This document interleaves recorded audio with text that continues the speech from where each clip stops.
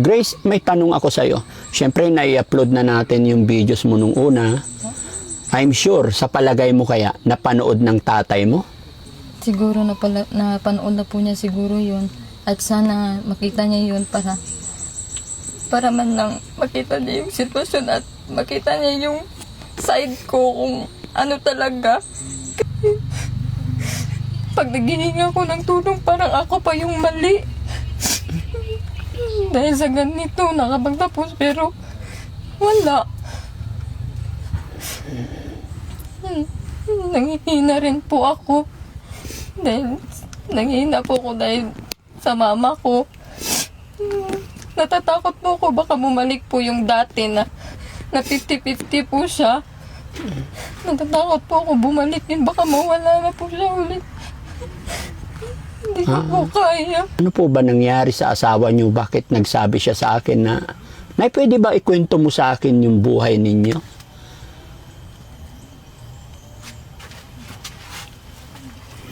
Mahirap po.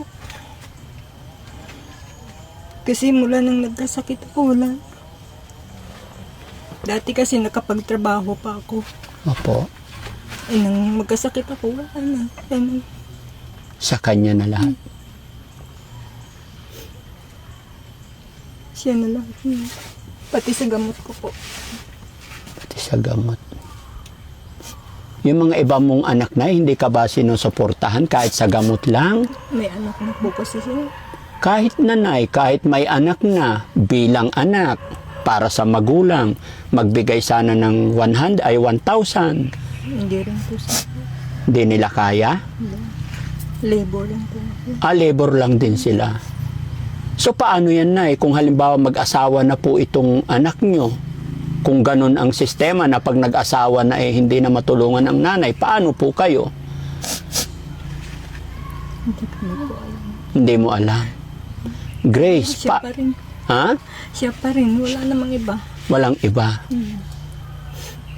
Kaya siguro hindi nagbo-boyfriend pa si Grace. No? Hindi ko, no? Pakasipag talaga ni Grace, Nay. Nadatnan din namin siya doon. Tapos wala siyang, kumbaga, wala siyang iniisip, kundi kayo po. Ba't umiiyak na si Grace? No?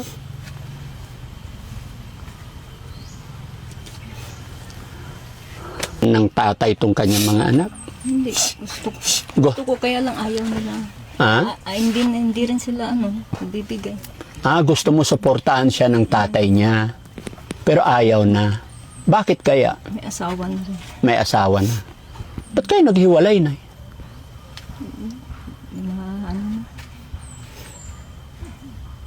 May iba na kasi. Kasi, Nay, nung nakausap ko tong anak mo, parang nagsiselos siya sa kanyang mga kapatid na keso pag siya daw ang nanghingi, ayaw siyang bigyan. Pero pag yung iba niyang kapatid, nabibigyan naman. Ano masasabi mo dun, Nay?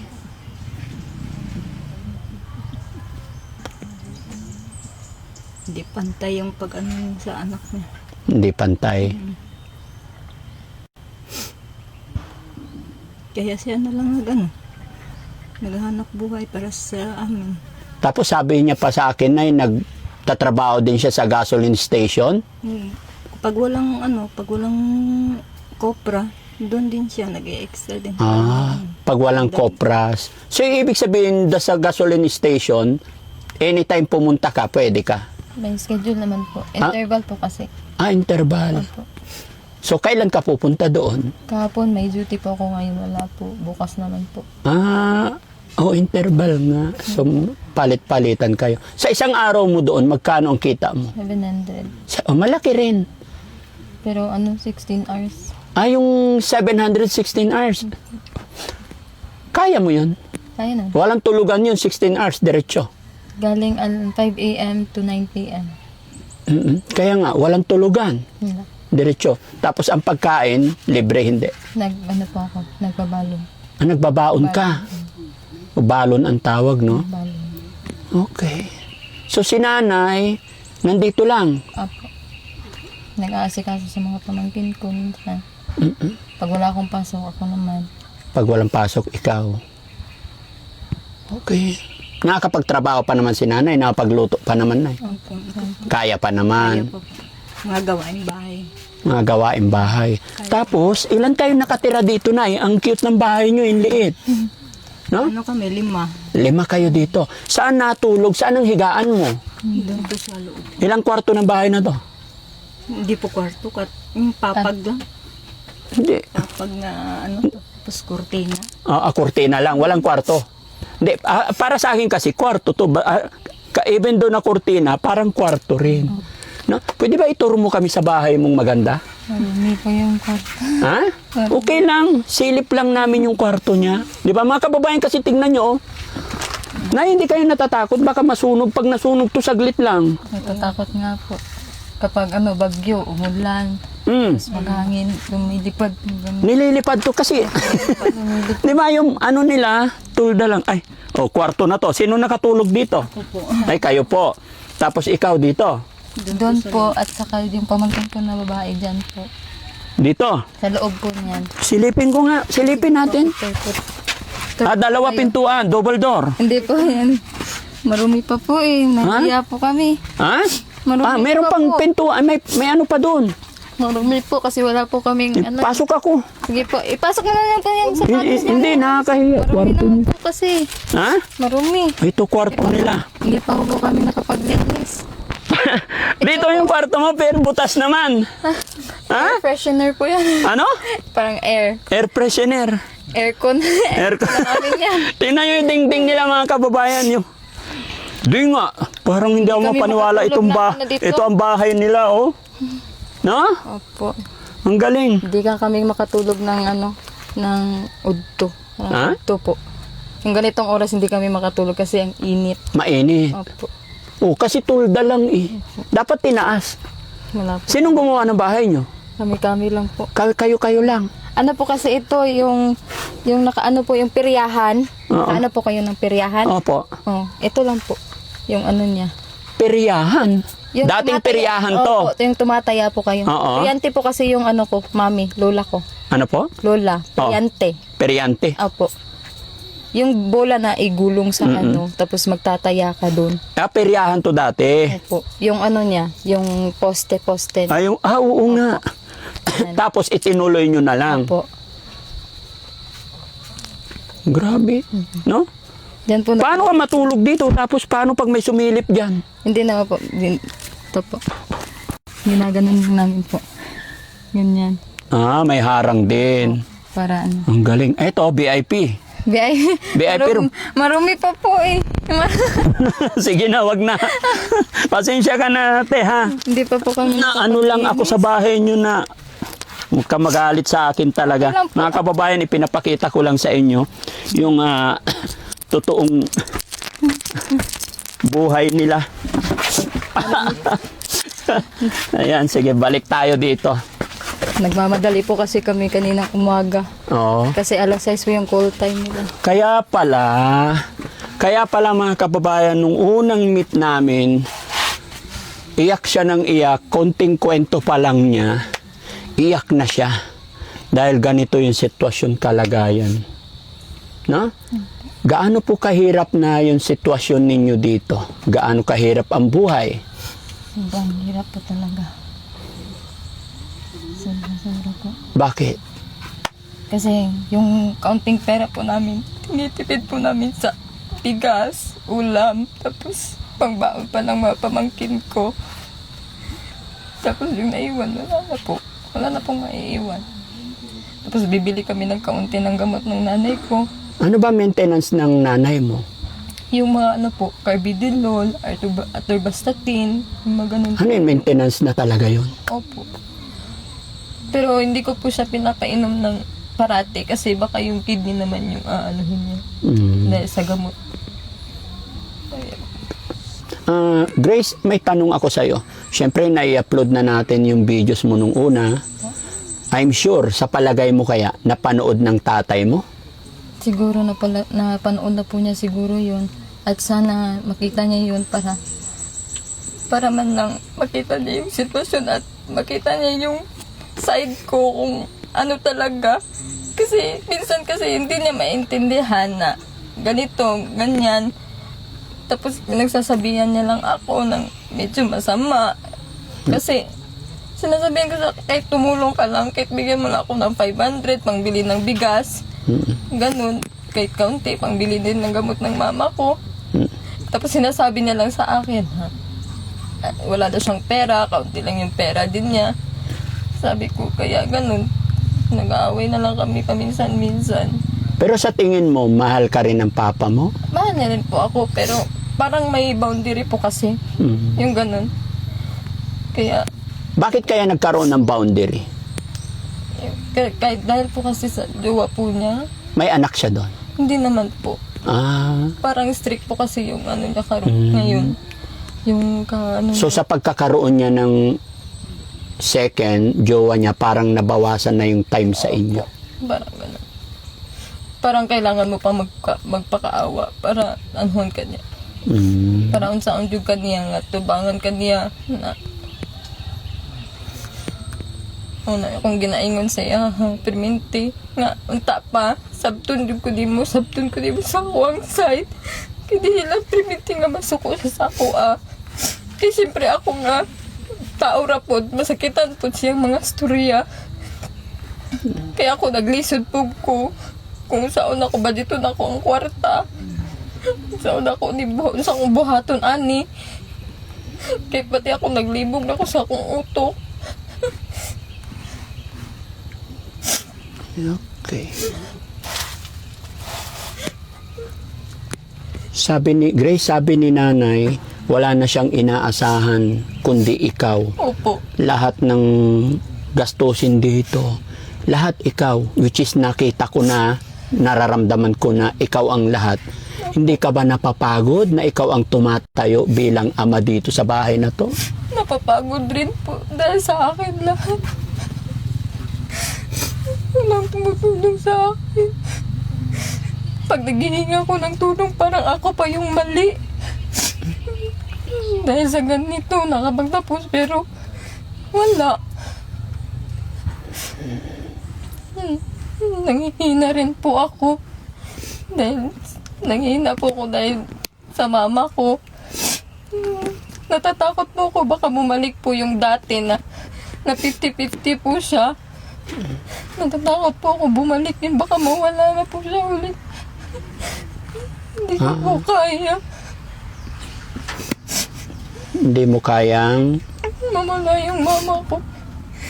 Kahit ganyan po siya.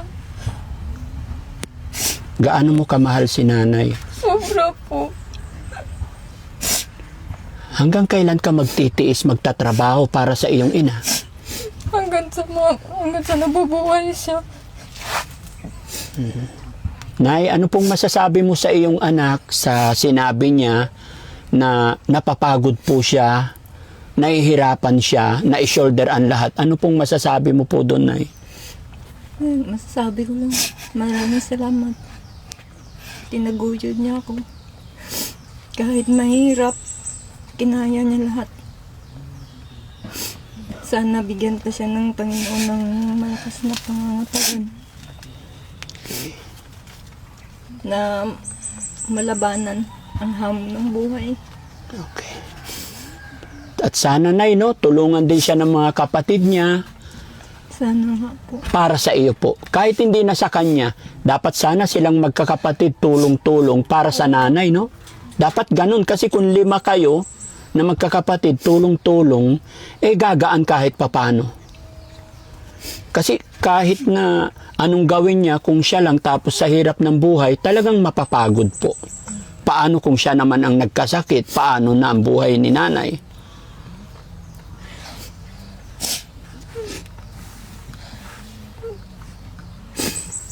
Pag siya po nagkasakit, kawawa na po kami. Kawawan. Na lang. Hindi na po ako makapagtrabaho. Bawal na po talaga kayo magtrabaho, Nay. Bawal na. Bawal na. So dito lang kayo sa bahay. Ayun na lang po talaga. Minsan nga po gusto kong magtrabaho para lang kahit bumita kahit konti.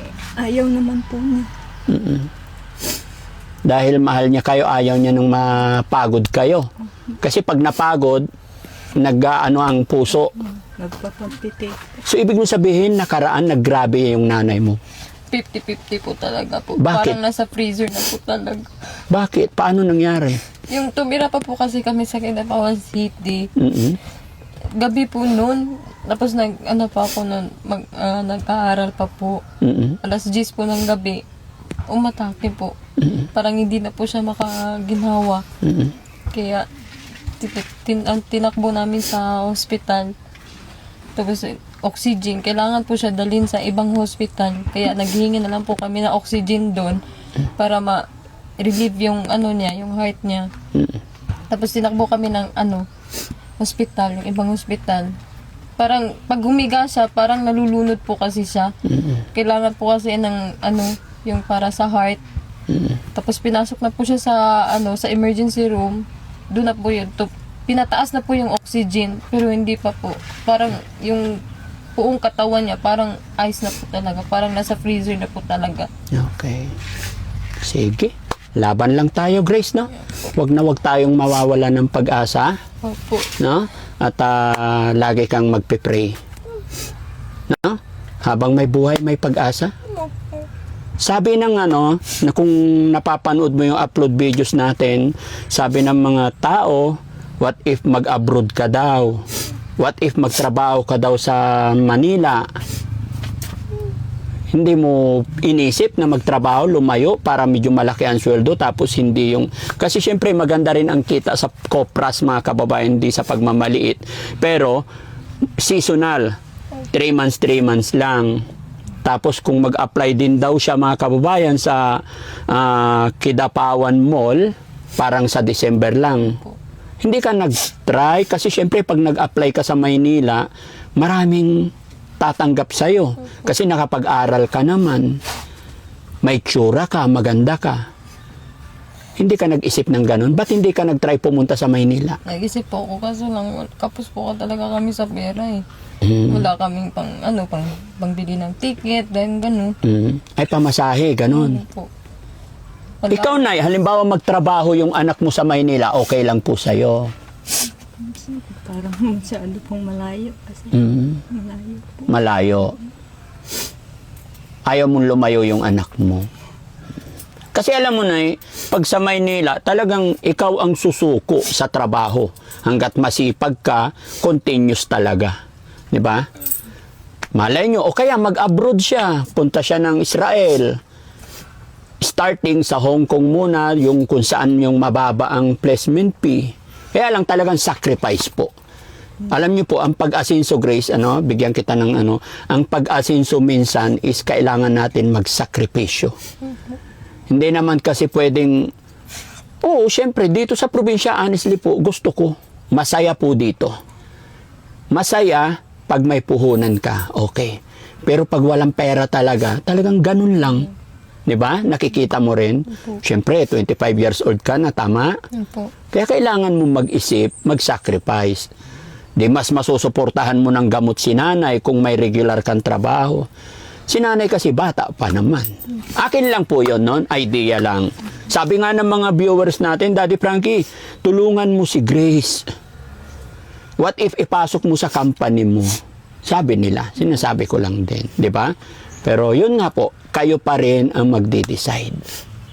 Ikaw pa rin kasi sarili mo yan. Sabi nga nila, ikaw gagawa ng kapalaran mo.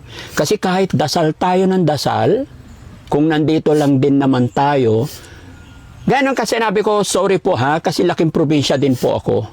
Pero yung kasabihan talaga na nasa Diyos ang awa, nasa tao ang gawa. Kailangan natin mag-sacrifice para sa future kinabukasan. Parang yung iba nga gusto kong makabili ng magandang damit. Or gusto kong magkaroon ng magandang sapatos. Ako noon, gusto kong magkaroon ng sapatos. Anong gagawin ko? Nakiupa ako, nagpitas ng munggo.